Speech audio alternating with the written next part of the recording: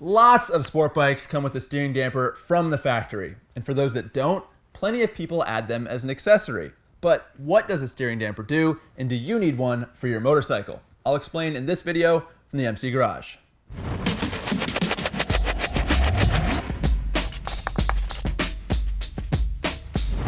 A steering damper, also called a steering stabilizer, is essentially suspension for your steering. Just as your fork and shock control the vertical motion of your wheels, a steering stabilizer controls the movement of your front end's side-to-side motion. It even uses the same technology, namely oil passing through a fixed hole. That restriction to flow creates the damping that controls how fast your front end turns. There are a bunch of different kinds of steering dampers out there, from radial ones that mount to the top of the triple clamp to linear units that mount to the bottom or side of the triple clamp. There are even electronically controlled stabilizers that vary the damping based on the bike's speed. Regardless of the style or location of the damper, they all do the same thing, and that is slow down your steering. But most riders like a bike with light, easy steering. So why would you want to slow down how fast your front end turns? I got two words for you: tank slapper. If you hit a bump that deflects your front tire, or if you're accelerating hard enough that you lift the front wheel and then you set the tire down at an angle, the front end can whip back towards center. Sometimes the inertia of that self-centering movement can be so strong that it throws the wheel past center in the opposite direction. And that can set off a chain reaction that often ends very, very badly. Not sure what I mean? Well, you can search tank slapper videos and prepare to wince, or you can take a look at this video from my buddy Rennie Skaesbrook over at Cycle News.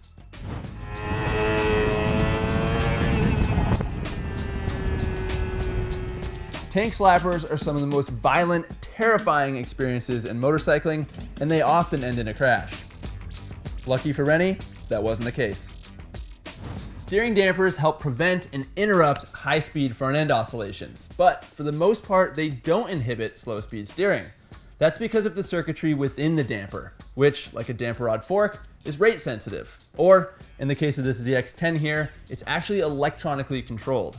So, if you're turning the bars slowly, there's not a lot of resistance, but if you try and turn them quick, the resistance ramps up. You mostly see steering dampers on 600 and 1000cc sport bikes because they're the machines that are most susceptible to wobbles and tank slappers. They've got lots of horsepower, they've got short wheelbases, steep steering geometry, all of which makes a tank slapper more likely. Lots of off-road bikes run steering dampers too, because those guys are ripping across uneven terrain that can deflect the front tire. Cruisers don't typically run steering dampers because the bike's weight, wheelbase, and other factors mean they're not necessary. So, safety and stability are concerns when it comes to steering dampers, but so is personal preference. Some people just like dampers because they feel it makes the steering smoother or more controlled, or they see it as cheap insurance to keep their bike from freaking out at speed. Style is a big factor too, and plenty of people will install a steering damper even if their bike or their riding style doesn't warrant it. Here's a tip though. If your bike has recently started handling oddly, don't band-aid the problem with a steering damper.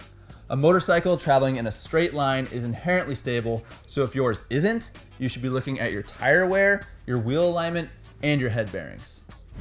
Whatever the reason for running a steering damper, now you know what they do and why they exist. We covered this topic because of a comment from a viewer like you, so if there's something you want us to discuss, leave it in the comment section below. As always, we hope you'll subscribe so you never miss a tip from the MC Garage. Until next time, ride safe.